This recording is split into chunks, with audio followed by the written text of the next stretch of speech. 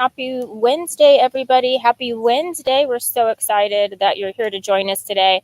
I got a real special guest. I've been waiting for her to come on the live stream series with us, so I can't wait to get there with you guys. But first, I want to do a big old shout out to Penny Mac. Penny Mac is one of our very first sponsors, along with Credit Information Systems. Super excited to have them on board with us. They're ran by an absolute powerhouse woman as well. So thank you so much, Penny Mac TPO, for being a sponsor of ours. You guys have no idea how much that means to me, that not only did you believe in the vision, but you put your money where your mouth is, and you're going to help us build this event for women in our industry. So thank you so much, Kim. I appreciate everything you have done for us so far, and looking forward to a long partnership between us all. So with that, you guys, I have you guys don't even know. I feel a little like fangirl over here. I met Rebecca at an event a couple years ago, and I was like, "What?" If you guys don't watch her on social media, she probably has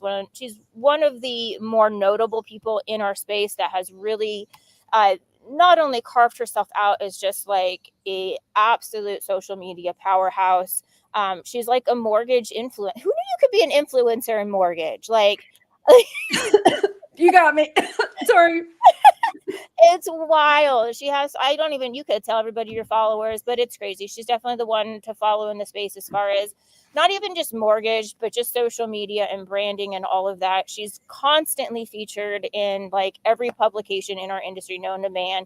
Also recently brought on to Forbes as one of their experts as well. So there really isn't anybody better that could be joining us today. So I'm so grateful that you're here. Thank you so much for taking time out of your day to join me. I appreciate it.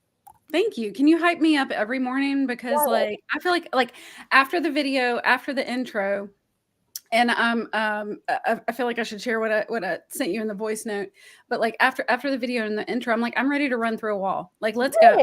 Yeah. Because like when you're like, yeah, come, we're talking about the event, talk about all that kind of stuff. People that are on the Scotsman Guide, people that are like social media powerhouses, and I was like, yeah, and then I was like, damn, she was talking about me. Okay, like.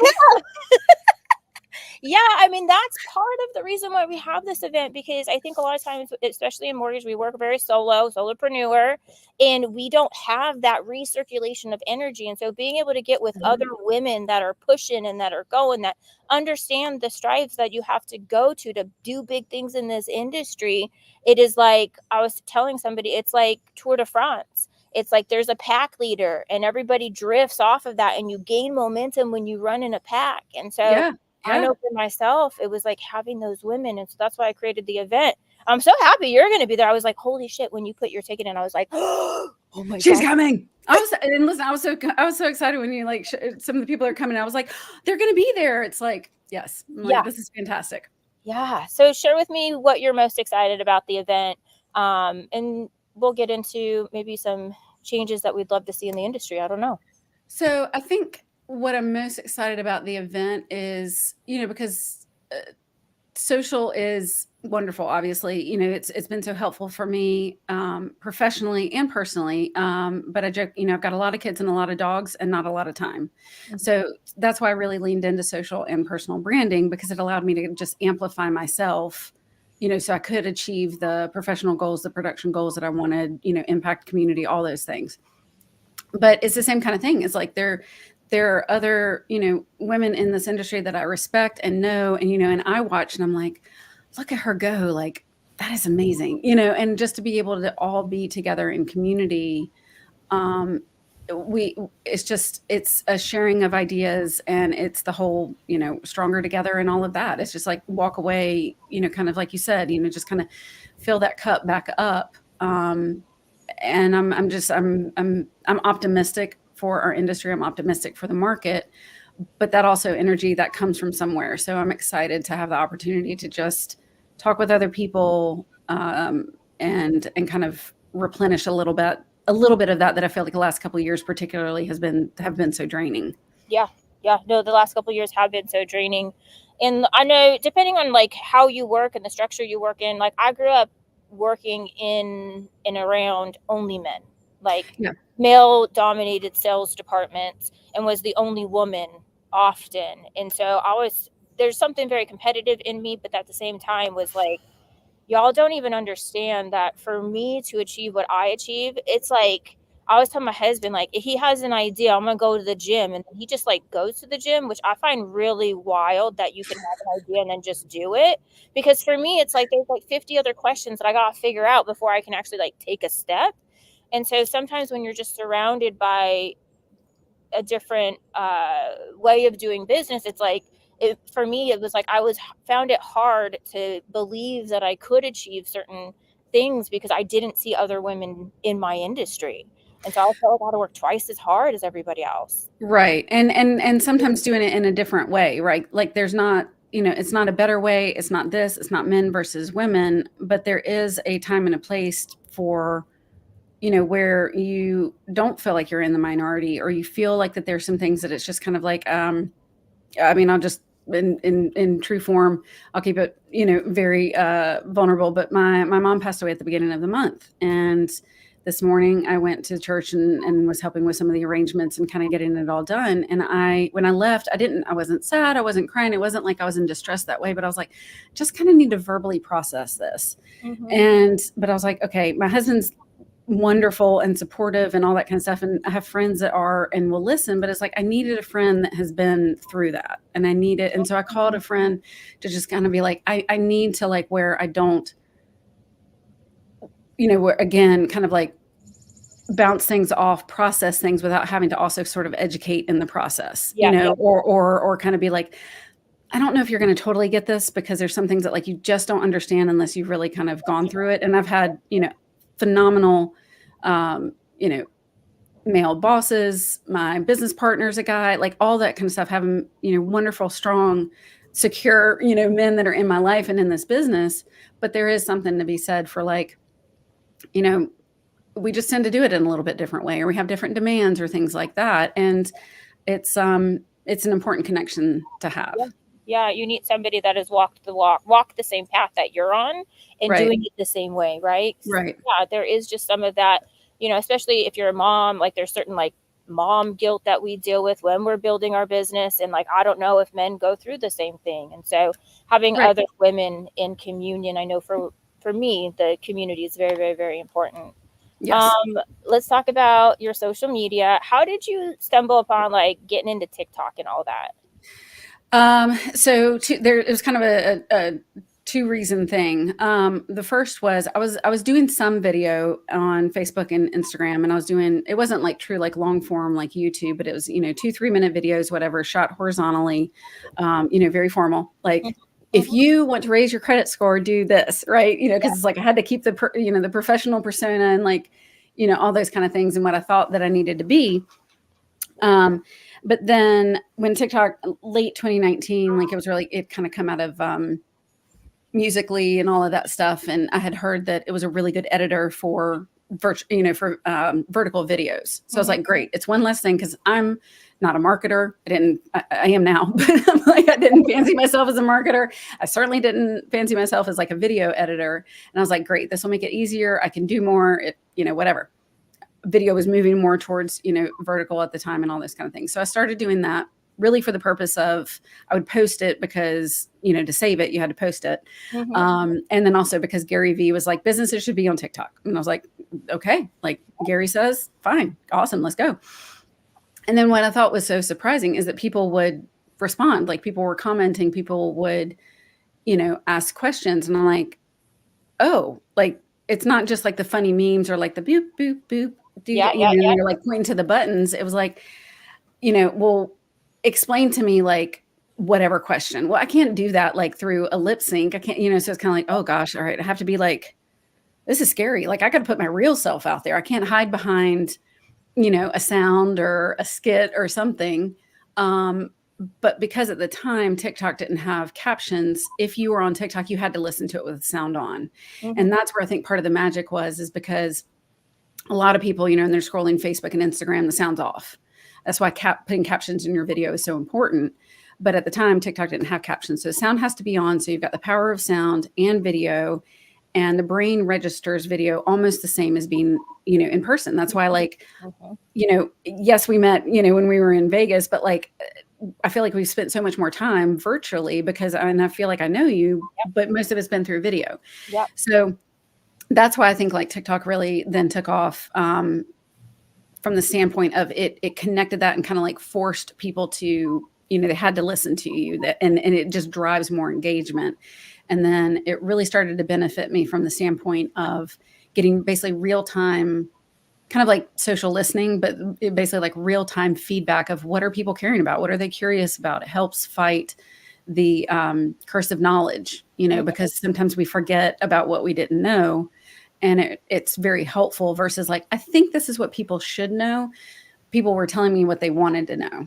And then being in tune and kind of having that mind shift of, I'm not going to talk at them, I'm going to listen to them and respond, then helps to build a community, build trust, which then leads to business. I'm going to point out some like big ticket things you said, because if you guys weren't paying attention to that conversation, there were huge pieces of information in there. And let's first start out with Rebecca has 147,000 followers over on TikTok, which is ginormous, and 1.2 million likes. Who knows how many views, but probably a bazillion views in there as well. But first you said something about authenticity and like maybe at one time showing up with what you thought people wanted you to be like and being very business, and then going into the authenticity. And authenticity for me is what super attracts people to you. Yeah. And then also you were talking about, we've only talked a couple of times, but I'm like, yeah, Rebecca's like my girlfriend, right? Because like we watch each other, you get to feel like you know them. And if you're trying to gain customers, it happens in the know, like, trust. And so it is a brilliant way to passively build that connection with people. Like my clients, they don't shop me, because by the time they reach out to me, they've already decided we're working together. Right? They like know what my kids are doing. I usually probably know what their kids are doing. Like, how is Johnny?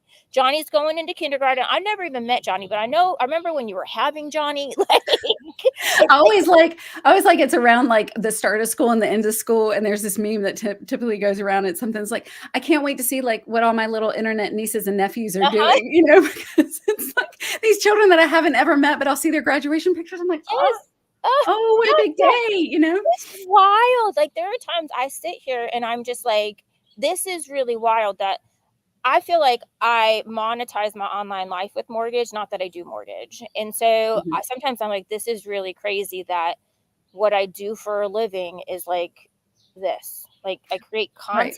Like, what? Right. Like, exactly. People were always like, how'd you get started? I was like, well, all little girls. I grew up, dreaming of selling people 30 years of debt, no, but it's, I mean, and I think that that's sometimes the hindrance for people is it's like, because there are strategies. I mean, there's strategies and it's very intentional. And it's not all just like good vibes, like but it's both. Right. Because if you kind of have all strategy and no authenticity, no genuine, you're not showing up as your actual real self, it's very hollow. Yeah. And it will work, but it won't connect. And it's kind of like sometimes if it's all vibes and no, intention or thought or all that, then it's not going to necessarily be focused enough to convert that makes the effort worthwhile. Right. So you got to have both sides, but first it's being comfortable. It's like, it's know, like, and trust for potential clients, right? Your community, but it's also know, liking, and trusting yourself to be able to be secure enough and be like, this is who I am. Like, I will help anybody. I might not be for everybody, and that is okay too, right? Because it's like, it's not like I don't think I'm caustic, but it's more just from the standpoint of just telling people like this, trust me first. Like, this is who I am as a person, and then you move out of kind of the transactional commodity vendor type zone, and you move into here's an expert that I trust, and I would just sit down and talk about life with. That is a totally different connection. Yeah. Let's talk about, because you're kind of hitting on it too, that anytime that you want to step out and do big things, and especially on social media, you do open yourself. It is very vulnerable. And you do open yourself up for criticism. Like, we all get it. How do you deal with the criticism if you get? I'm sure we all get it, right? So what do you? I got one on my YouTube video last night. So yeah. Yeah. Okay. I'm like, oh, that whole thing, whatever. Yeah. So I think the cheeky answer would be better than I used to. But I mean, you do build up, I think, a little bit of, resilience, and it's like, at first, it's kind of like, how dare you, right? It's like, I'm going to buck up. Like, I feel like a dog being like, excuse me. So, and then it's kind of like, then it's sort of like nonchalance. And then I feel like sometimes it kind of morphs into like, wow, like, you don't know me. I'm not saying something controversial. It's literally like facts. I'm not even putting any personal spin on this. And that was so upsetting to you that you felt like you needed to leave a comment for you. That sucks. Like, it took me 5 seconds to read your comment, but you have to live in that brain and kind of in that mindset. And that's, I feel bad for you, So, and then it's just kind of like, I nothing it most of the time. And then if it's particularly targeted or nasty, then I'm like, well, that's what the delete and block buttons are for. Yeah. Hey, Nate, thanks for joining us. I love, you're like, how is mortgage controversial? Like, this is because it's money. I mean, so I was texting with my team last night over this comment, and it was like, I swear, I'm like, you could show up and be like, the sky is blue. And it's like, how dare you say that? Like, that is so stupid. Like, you are one dumb bee for like saying that it's blue. And like, who are you to be on here? And it's like, wow. Okay. Yeah. I think I've learned that. I mean, as far as social media goes, that even haters contribute to your success because they get you more exposure in the algorithm. If anything, they probably get you more. Like, social media loves them some haters.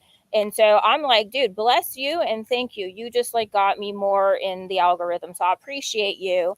And I kind of have the approach. I'm like, sometimes people's mistake is that like, I only look nice. I am a kind person, but I'm like, oh, I think you thought that I wouldn't like fight back. It's like, I'm not going to throw the first punch, but I will make sure that mine counts. And so sometimes it's great because it can be great fodder, honestly, because it can be great fodder for a response video. Like, hey, listen, Bob here thinks this, that, and it's sort of like, it's just bullying. Bullying is bullying. And a lot of times if you drag it out into the sun, it's like, so you're not so big and bad anymore, are you?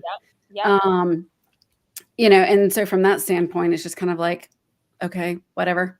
Yeah. And using all of those opportunities. I think, a lot of times, especially in social media, a lot of people just miss the opportunities. Like, you're even using negativity and using that. And how do I use even something that might be seen as negative? How do I use it to still promote my business and still move me forward? And I see this a lot of times with women. It's like, there are so many opportunities you could have gone and promoted yourself and celebrated yourself and blah, blah. There's so many opportunities and you're just missing them. And so if we can slow down and even taking the negative opportunity, and then how do I use this for my favor? Because there's always a blessing in everything. There's always a way to spin it so that it moves you forward instead of backwards. So let's talk about your business. You're out of North Carolina. Yep. I am right on the border of North and South Carolina, right outside Charlotte. Yeah. Who do you like to serve the best in your business? So I have a special heart for first-time home buyers. I know a lot of us say that, but and we do, and we need to, because my first home buying experience was a negative one, not because of the house or anything, but just because the loan officer like had lied to us and all that kind of stuff. And so when I became a loan officer, I was like, I'm going to avenge this. Like, this is not okay. My dad was a real estate attorney, so I sort of grew up around the business. But and have a very strong sense of justice. So, first time home buyers. And then kind of as my life has changed, it's really kind of morphed also into, move up buyers and that. So just kind of that cohort. But as far as specifically veterans, so bought my first house with my ex-husband with a VA loan, and how beneficial that was for us, how I learned early just how much it meant and felt to have a home, and how that then financially was a benefit. And then followed on the heels of that, separated and divorced clients, because a lot of times I joke that I'm like Marie Kondo. I love mess, like let me get in there and let me make it orderly and all those kind of things. And I think people who are going through separation and divorce, it's not just about the money, right? It's about security and safety and just trying to, define a future that they didn't think was on the table and things like that. And so I feel like, because a lot of times there's, people can get great legal advice that doesn't really jive so well when it comes to the mortgage, and anything that I can do to try to get ahead of problems and prevent them is where I like to be. Okay. So those are the primary for me right now. What'd you do before mortgage? How'd you end up here? Um, Did you what like I did before mortgage was college. okay. But What'd you study? what'd you say? What'd you study? Biology, Okay. like all What were good you people, gonna do? particularly Or in you were like, mortgages. what were you think Um, you were gonna do? so I wanted to be a physical therapist because I had gone through physical therapy as an athlete, and I loved anatomy and physiology. And a PT practice and an OT practice were generous enough to let me intern. And from the practitioner side, I was like, oh no, this won't do. Yeah, yeah, yeah. Like, because of patient noncompliance and insurance. And I was like, this doesn't jive for me. So at 19, I was like, okay, I've got to figure out what to do with my life. Because of course you're supposed to figure it out then. Yeah. But I had read Millionaire Next Door in a Susie Orman book and understood what a financial planner was. And I hadn't been presented with that. I didn't know what a financial planner was or really did before, but that kind of interested me. So I did the same thing, talked my way into a financial planner's office and wound up working for him the last 2 years that I was at Carolina. Yeah. So I was his assistant. And so like last year, my senior year, I was working full time for him while finishing up. And then I got married. We moved to Clarksville, Tennessee, outside of Fort Campbell, Kentucky, had a great realtor, got a house. He showed up to check on the house and he said, how are you doing? I was like, great. But you helped us get this house. I need your help getting a job because the financial practice firm that was in town, I asked them, like, can I get a job? And they're like, yeah, all you need is $10,000 and you can get started. I was like, cool. I just put myself through college, so I don't have money. I need to make money. But I let our realtor know that. And he was like, well, you can go over to this mortgage company. You can maybe be like a processor or something. So put on my best college suit, my resume with my GPA still on it, talked to the owner. And I was like, hey, I don't know what a processor is, but if you'll tell me what they are, I'll work hard and I'll make you money. And he goes, so you want a job that is not available and you don't know what you're doing? And I was like, yes. Exactly. And he goes, have you thought about being an originator? And I'm like, well, what is that? Like, Yep. and the rest was history. So I joke that I did have some good mentors along the way, but I joke that I got started with the, the tried and true, here's some rate sheets and cards, don't hurt yourself. Yeah, yeah. That's just like just such an interesting thing. Like you had no idea. Most of us land up in mortgage. Like this is nobody's plan, by the way. Right. I don't think I've ever met anybody that were like, I wanted to be a mortgage broker, like right out of the gates. We all have some like weird, funky way where it was like, I know. I got hired from a job or I went to go intern and like you just never got out because either that or you like spin out real quick because it takes like the breed of mortgage. Like it's a breed of our own to be a loan originator. Yeah. It's like you're kind of glutton for punishment. You can like get hit and get back up. When it works, it's like the biggest high. Like yes, it's like the biggest roller coaster. And either you like it or you're not going to like it. So it's either going to spit you out real quick or you're going to fall in love with it. And then here you are how many years later. Yeah. I say that like you have to in some weird way love the struggle, right? Yeah. Like because when I talk to clients, I tell them, I'm like, selfishly, what I like about my job is it's like mentally solving a Rubik's Cube, right? Like my brain is like a border collie. It's got to work or it's going to just spin off in other directions. Yep. So I like that aspect of it. It's like, oh, here's something that doesn't make sense. All the things that are important to you, all the data points and all that kind of stuff. And I can put it in order and present it back to you. And that's very satisfying. And so at a certain point, you kind of have to love the struggle and then have the grit to persevere. Yeah. Yeah. Because every morning it's like you get up and there's no guarantee at this. It's like, every month we start over from zero and you're creating your life. And there's a huge, amazing power in being able to create your life, but it does come at, some stress. And so, you're either going to really like it or you're going to really, really hate it. So what's coming up for you over the course of the next 6 months, besides coming out to Notorious and, being one of our social media like mavens that's going to give us all the tips? What else you got going on? So so recently our team, we moved over to One Real Mortgage. And so that was an exciting move because part of what I'm doing, I'm still originating because again, I can't quit you originating, for life. But part of my role there is to be the digital mortgage coach. And earlier today, I was talking with a loan officer who's starting on social and just like, it's a very fun point to be in my life at this point, just to kind of be like, hey, I'm still in the arena with you. I'm still experimenting. I'm still trying new strategies, but I love like when I've found something that works, you know, it's kind of like you find a dress that's on sale and it has pockets, like forget it. You tell everybody about it. And that's what it's like for me, is it's like, because I know how it has benefited me, of making me love this business again, making me feel like I have autonomy and I have control over it. And I don't have to just kind of like, you know, when somebody says jump, always ask how high, because it's tailored to me. And having a personal brand, attracting your ideal clients through social, Yes. that's a very good way to do it. And so when it's kind of like, I'm excited and enjoy conversations like that, because there's not one way to do it. Yes, there's strategies and things like that, but a lot of it's mindset and like finding your own path. You know, it's like choose your own adventure books. Yep. And that's really fun. It's something new and different in an industry that, you know, I mean, it's my industry. So it's Yeah. it's a new and different way to kind of function within it. Yeah, I love it. We were talking about this over text the other day or over Messenger about Mhm.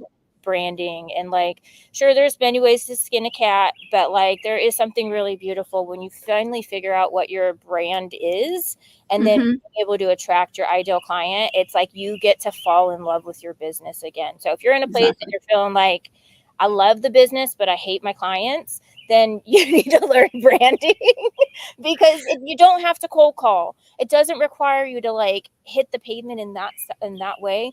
You can come online and be yourself and create a brand, and then have people search you out. Trust me, Mhm. that is so much more fun than cold calling, because you like don't hear no, because you're Right. working with people you vibe with. Like, it is the Right. most fun thing about my business are the people that I get to work with.